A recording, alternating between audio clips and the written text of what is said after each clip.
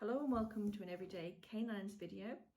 And in this video I want to discuss with you the latest changes that are going to be made to Kennel Club agility regulations based on what has recently gone through the Agility Liaison Council discussions and what have been ratified and been decided.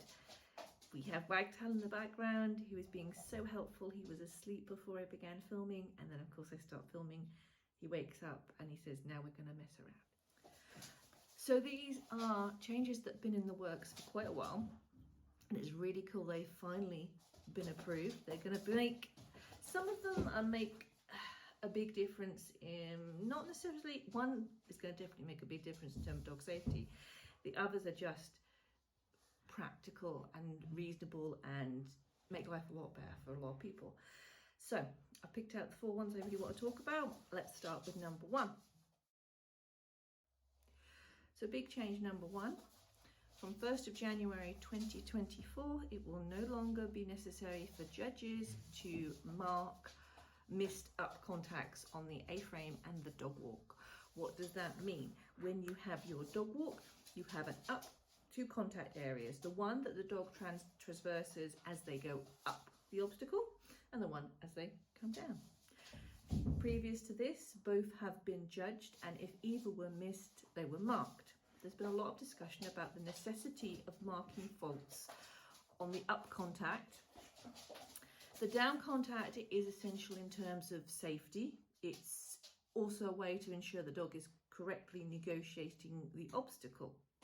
But it has to be questioned whether the up contact is really relevant in the same manner. It's not necessarily a safety issue. In fact, for some dogs, to get their striding right over the dog walk, they need to go higher up and almost miss that up contact to get the correct pacing to get over. And with running contacts, things getting faster, it's getting incredibly hard for a judge to judge the up contact and the down contact on a dog walk, because some dogs can do a dog walk in under 2 seconds. If you imagine that, you've got to try and focus on that end and then focus on that end. And this is not a short obstacle. The A-frame's almost easier if you get in the right angle. And that's the other thing. What if the judge is in the wrong angle? You know, it makes life hard when you've got to judge both. So removing that necessity, really huge benefit to judges, makes life easier. It's been something that's been in the works for a while. Important thing to note, it does not count for the seesaw. You still must negotiate safely the dog up the seesaw, hitting both contact areas. Okay, so item number 2, and this is a biggie as well. Not from a safety perspective, but from a practical perspective. And this is about the fact that from now on, judges' dogs can be entered for competition as long as they are handled, obviously not by the judge at a show when they are judging, but also as long as they're not in the ring the judge is judging. So in the past, as the regulations were set out, if a judge was judging at a show, they couldn't enter for competition their own dog, and it couldn't be run by anybody or anything. That made life very difficult for people who were at shows. Also under the regulations, it made actually things complicated, because if you had a show that went over for 3 days, under the ruling, it actually made it quite difficult, because it stated that it was the whole show that the judge was judging at. So that could even include the 2 days the judge isn't judging. So it actually made licensing trickier. It also means that if a judge is judging and their dogs are there, but they've got someone who can handle their dogs, like a spouse, child in the YKC, or even a friend who's willing to handle those dogs, that those dogs can't run.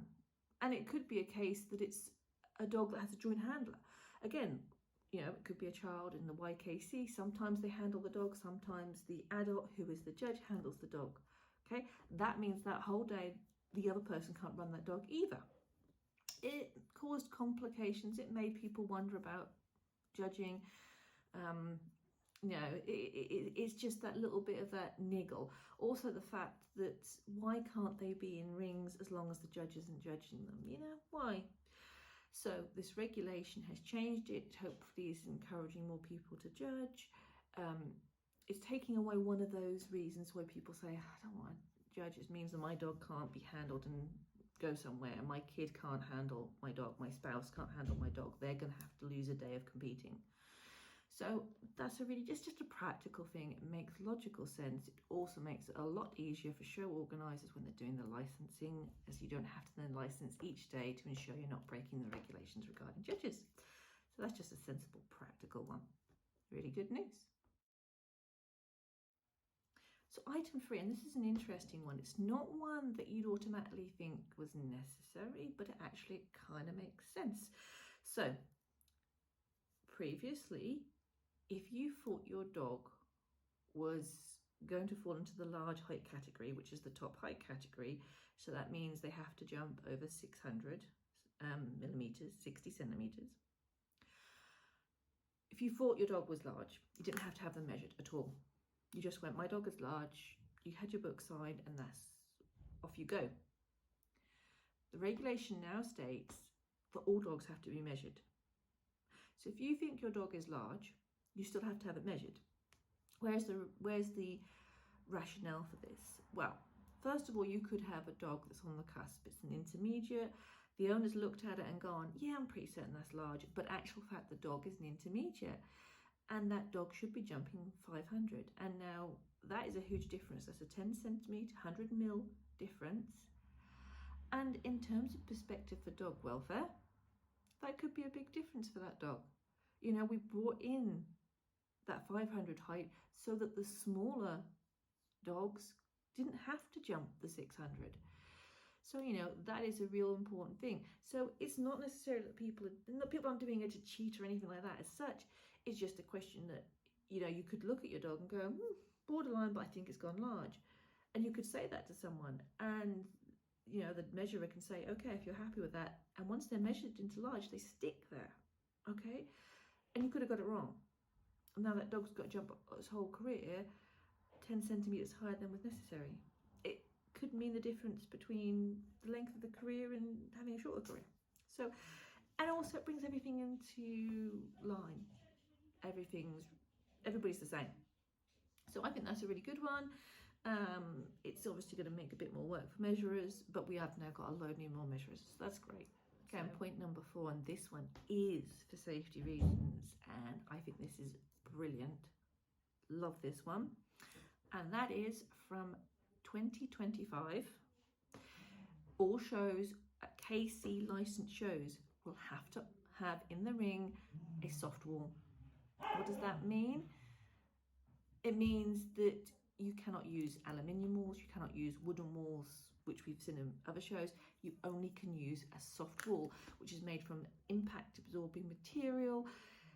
This is just huge. This is so good for dogs' welfare, because if that dog hits that wall, the soft foam padding is going to absorb that impact. They're not going to hurt themselves. They're not going to spook themselves, hopefully. It's so much better. I have trained on wooden walls. I've trained on aluminium walls. You know, if a dog hit the side of an aluminium wall, that's going to hurt. You know, and if it clips a toe, that's going to hurt. So the soft wall is being introduced. They're going to give a year's grace to let equipment suppliers get up to speed, but I think that is awesome.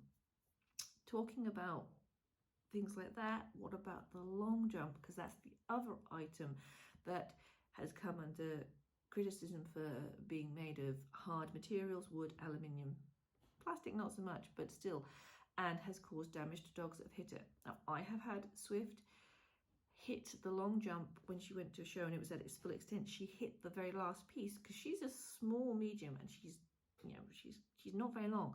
She struggled to get over that. She clipped the last piece and she actually must have stubbed a toe or something, because at that she just went, I'm not doing any more, and she came off, and I was really worried about her. So this is a big one. She wasn't seriously injured, thankfully. Some dogs have been when clipping those. So this is big. They are now discussing whether there should be a new regulation come in that there should only be a soft long jump offered at KC shows to bring it in line with the wall. If they do, hopefully it will go through to the next meeting and be looked into, and if so, and approved. If so, that will hopefully be 2025 as well. and that will be immense. That I think that is really good for dogs' welfare and safety. But the soft wall, brilliant, and hopefully it will also mean that more judges will use the wall, because I think sometimes people are nervous. Judges won't use the wall because they know it's going to be aluminium, or even the older ones which are wood, and they are concerned about safety, and they're like, I don't want to use that. Now they're soft walls, hopefully we'll see them more, because I like walls, and I like, you know, I think they're different, so hopefully they will come back. So those are the 4 key topics you need to know about from the Agility Liaison Council meeting. There were other things in there as well, but I think those are the biggies. So I hope you've enjoyed this Everyday Canines video, and if you have, you might like to subscribe to the YouTube channel. You can check us out on Facebook and Instagram, and we've also got a website, and I hope to see you all again very, very soon.